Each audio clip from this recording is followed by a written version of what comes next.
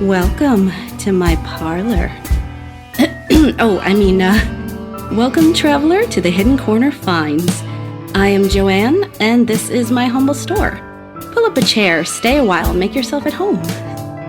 What? Oh, you want to know what I'm selling? Everything and anything. In short, I have a passion for why did it just bleep me? All I said was I have a passion for picking, I said. Yeesh. You can't say anything on YouTube these days without this censorship. Anyways, as I was saying, I have a passion for picking. For me, there is nothing more satisfying than finding a unique and forgotten item and uniting it with someone who will really appreciate it for years to come. Whether it's a soapstone carving, an old book, or simply a mug to make you laugh, I try and find something for everyone. My goal is to make you a confident buyer. Older items often have a lifetime of stories to tell. I strive to describe the good as well as the bumps and bruises they've experienced along the way. It's important that the pictures reflect what you will receive. To that end, I always encourage questions and will do my best to respond as quick as possible. Appreciate you stopping by the store. If you can't find what you're looking for, please don't hesitate to contact me. I'm always looking for new ideas and will keep an eye out for your item in my travels. God damn it! Honey, what the f*** happened to my action figure collection? Whoops, gotta go. Bye. Well, hello. Welcome to Strongheart Saturday with Johnny Tiger on December 14, 2024. I actually was meant to do this for Toy Thursday, but the last 2 days have gone a bit nutso with a power outage and getting prepared for my vacation, which reminds me. So I am coming up to my yearly winter vacation. So the show will go off air starting next week, and we will probably not be back until February 2025. But as most of you know, I will try to post a few short videos here and there while I am on vacation because I just can't stay away that long without missing you guys. Yes. So stay tuned, and there will be some short videos. But yes, officially the show will go off air starting next week. Including this episode, I think I will get another video, maybe two if I'm really lucky, before I take the show off air. But don't worry, I will still be around, and if anyone needs to get a hold of me, comment on the video, and I will try to respond and all that stuff. So in front of the camera, we have this really cool Dark Templar Knight from the Mythic Legions toy line, done by the Four Horsemen Studio. We are not going to be reviewing this guy today, although I definitely plan on one day doing a full video on this guy. I was surprised how much I like this figure actually. It's really well made, even though he's just a Legion builder, so he's not fully, well, he's fully painted, but he's not painted as detailed as most of the regular characters. Incidentally, if you go on the Four Horsemen website, the Store Horsemen website, they still have some Legion builders like 20. I think it's like $25 a figure, and they are really high quality. They're just the same as the regular figures, but because of they don't have as many layers of paint, you can get them a lot cheaper than the regular figures. And for me anyway, this Dark Templar is an example of a great Legion builder. Uh, I actually have him as his individual character on my shelf. I don't really want to build a whole army of these guys. I just want one, and it's a really cool figure. So we have the Dark Templar opening the show today because we're going to be looking at a knight. and we're going to be looking at a good knight, a heroic knight, which will basically be his counterpart. Um, I have bought the Strongheart action figure from Dungeons and Dragons made by Neca. I have bought Strongheart as of last year, but I waited this long to open him because, well, honestly, it's a little bit hard to get too excited about what amount to a very generic looking knight. Don't get me wrong, I love knight in shiny armor, black knight, gold knight, silver knight, knight with sword, knight with morning star, knight with maces, knight with shield, knight with horses, knight without horses. I love knights, I love armors, I love swords. But like you've seen enough of them and they just kind of like all start to look the same as they should. And Strongheart is no exception. He's not really that unique looking, as, as especially comparing to his other mates from the same Dungeons and Dragons series, like Grimsword and uh, Warduke, um, and all the other guys that came before him. Still, he's a very important character and piece of Dungeons and Dragons LJN history. Now, I have no connection, no memory of the LJN Dungeons and Dragons action figure. I never had them when I was a child. Dungeons and Dragons was not a big thing in Chinese culture or Taiwanese culture. So honestly, I did not get exposed to Dungeons and Dragons until much later when I was almost adult. So I don't have that sentimental connection to Strongheart, but he's still a pretty decent figure of a knight. But is he worth it? Is he worth the $37 price tag? By the way, NECA has since re-released this guy with a more retro paint scheme. If you want to look for him, usually you can find this guy at a nice discount as well. So anyway, before I ramble on and on anymore, let's look at some photos of the package, and then we'll come back and we'll talk about who is Strongheart.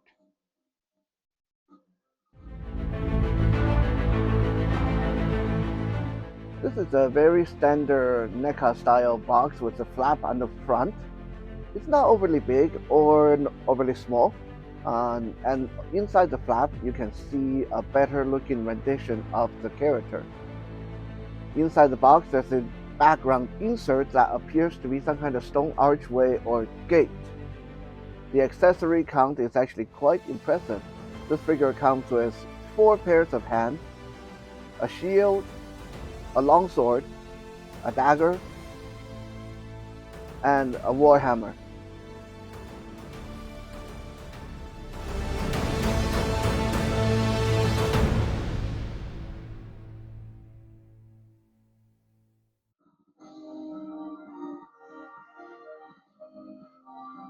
I always wonder if Strongheart is like a attempt to copy off like Braveheart, or if it's just a coincidence. Yeah, is there such a thing as coincidence in naming convention in characters? I don't know. Anyway, this guy originally was released, as I mentioned, by LJN, I believe, back in the 80s. And then now NECA has done a fully updated, modern, better version of this character.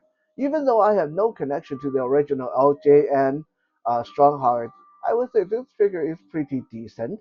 So who is Strongheart? Who is this knight in a, silver and blue outfit with a shimmering cape and a noble mustached face?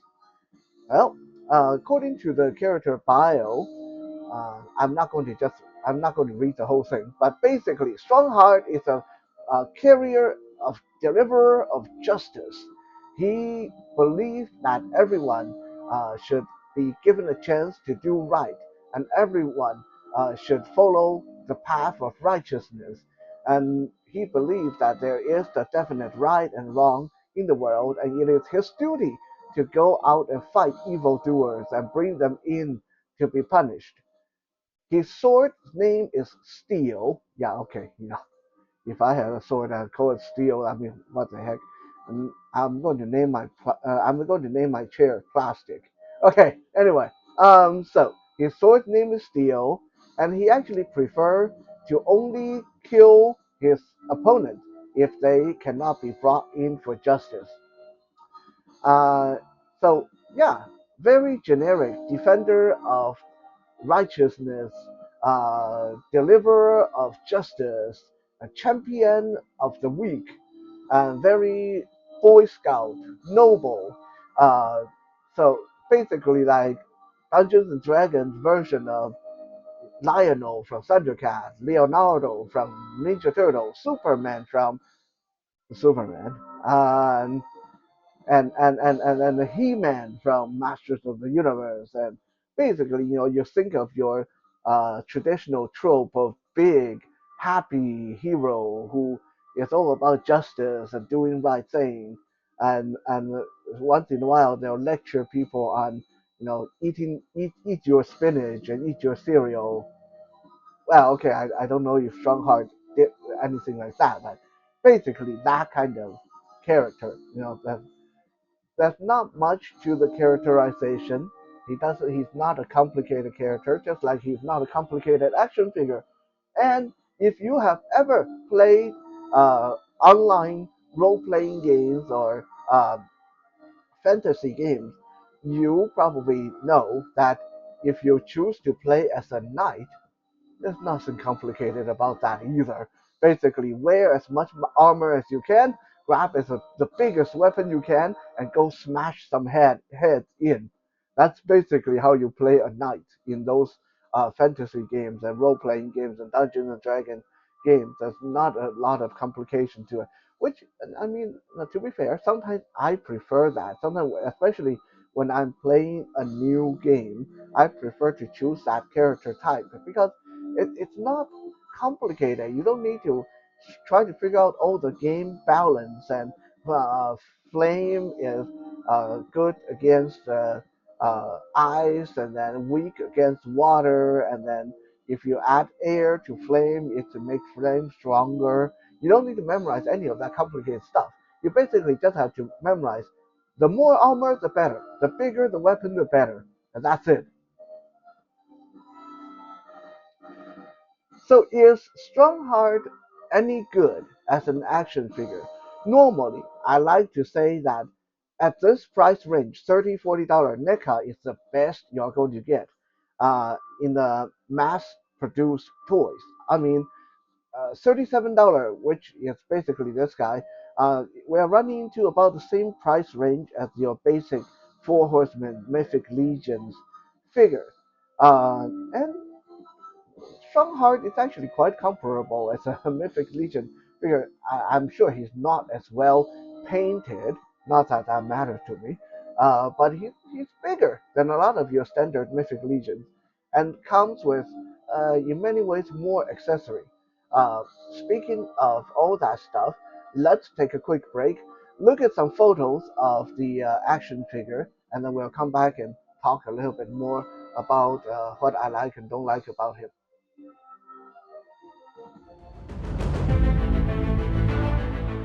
Normally, I'm a big fan of Neca action figures, and their mediocre articulation usually don't affect me that much. But in this case, I must say that this figure is a little bit lacking, even more so than your regular Neca figures. The shoulder joints are hampered by the shoulder pauldron, so the arms cannot lift up in any kind of convincing overhead sword poses. And there's no butterfly joints, which means any kind of two-hand or thrusting movement is impossible.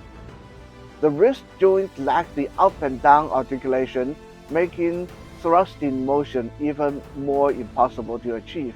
And the legs are hampered by the skirt piece on the armor. There are pulsing wires inside the cape, which is normally a great thing, but in this case the wires are so weak that they might as well not be there.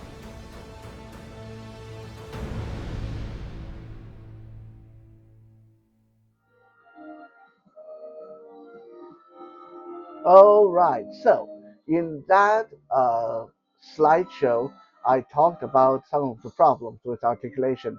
The cape, the wires for the cape are too weak, and then the shoulder pauldron stop the shoulder from moving in dynamic ways, and all that stuff. So we don't need to rehash the whole thing. I do want to also point out, is it just me, or is it something weird with the proportion of this guy? Like, I understand his torso is in that heavy armor, although why does his armor have sculpted muscle on the armor? That, I guess, to make himself look bigger. I don't know, but it it seems to me that he got a bit of a T-Rex arm syndrome going on. Like, his arms are very skinny. I know that they are trying to compensate for the bulky shoulder pauldron because, yes, if we are already having problem moving the arm, uh, if they were any bigger, they probably wouldn't be able to move them at all. Although that is easily fixed, there have been a lot of knight style action figures that have proper movement in their arms, and one of the solution is, rather than for this big shoulder pauldron, rather than glue it to the chest and shoulder, have it articulated or be as part of the arm. So when you move the arm, the pauldron should move with it. But as the way it is, I'm trying not to break him. Uh, if you lift the arm, if you lift the arm up, it's going to get stuck by that shoulder pauldron, and like this. This is as high as you're going to lift that arm without going to the side, right? So he can never lift his shield fully up or lift his sword overhead or any of that cool stuff. No. So I think the arms look really skinny, and then they still don't have proper range of movement. I mean, look at the okay. Here's the size of his arm, right? And this is the size of his leg, okay? And like his legs, his thigh is like 3 times, maybe 4 times the size of his bicep.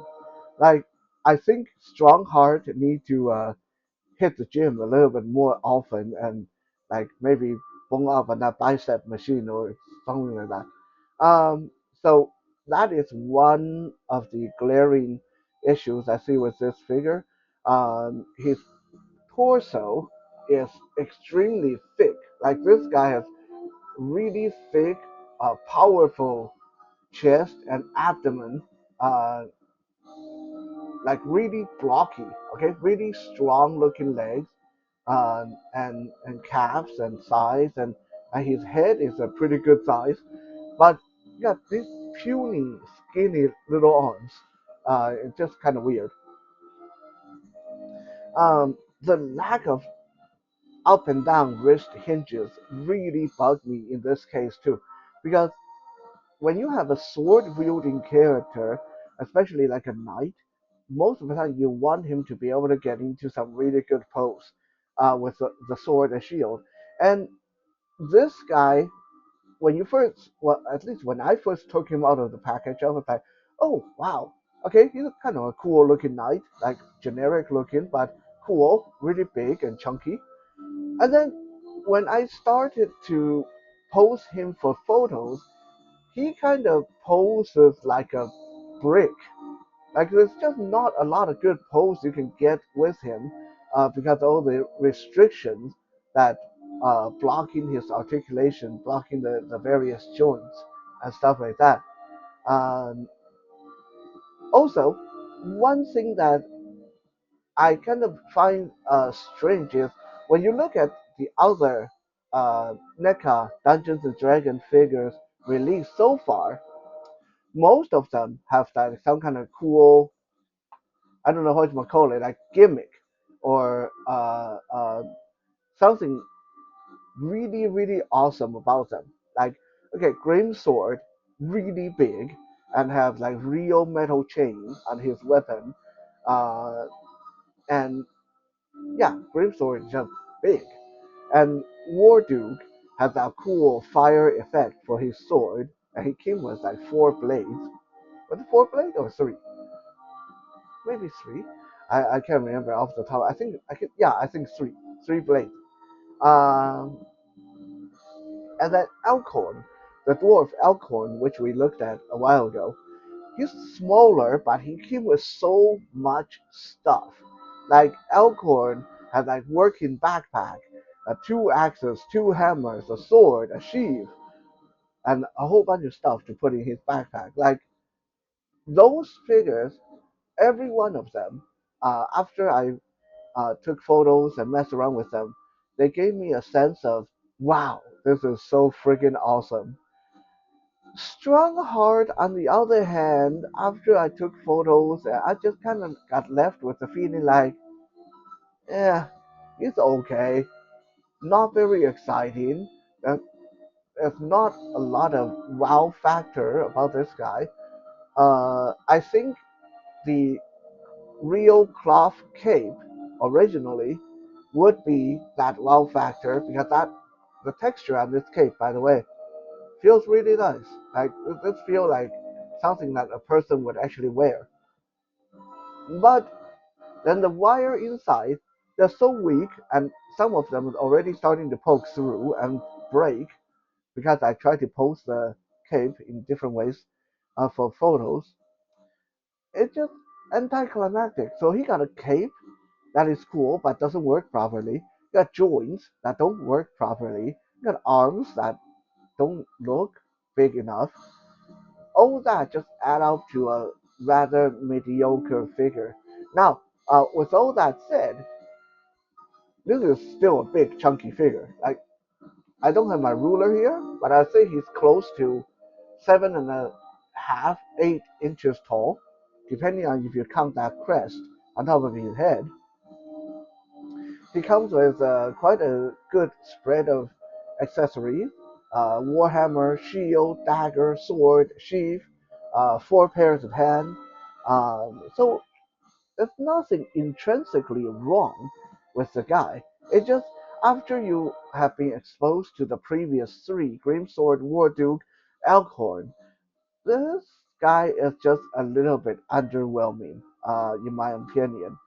Uh, Now, uh, we are going to look at some size comparison shots at the end of the video in a few seconds here. But I want to quickly also bring in our Dark Templar here.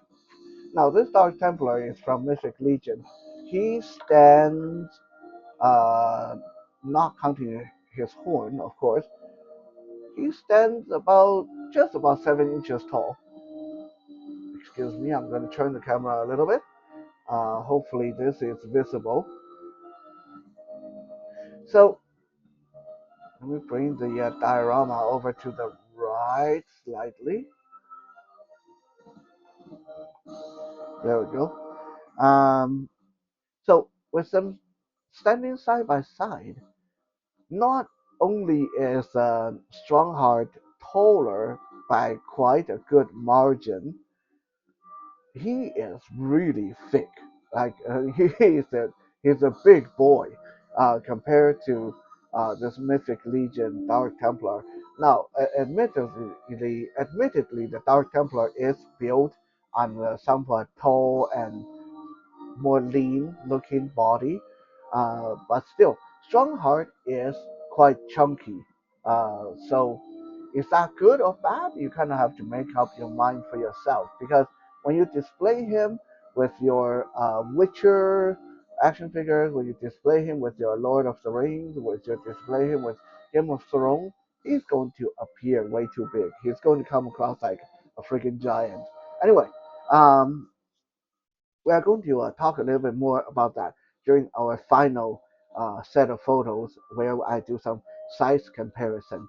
So that's it for Strongheart. There's really not a lot I can say about the guy. He's a kind of generic character with a kind of generic action figure and just a little underwhelming, honestly.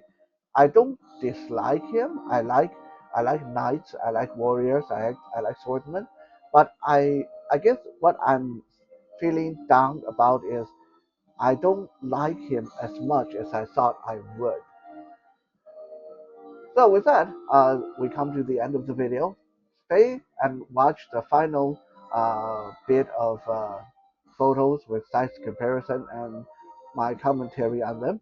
And hopefully I'll see you guys again tomorrow with the Soul Search Sunday.